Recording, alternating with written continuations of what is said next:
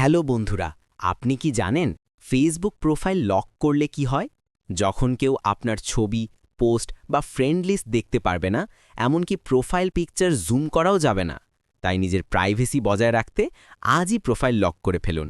আর এমন দরকারি টিপস জানতে পেজটা ফলো দিন। ব্লু।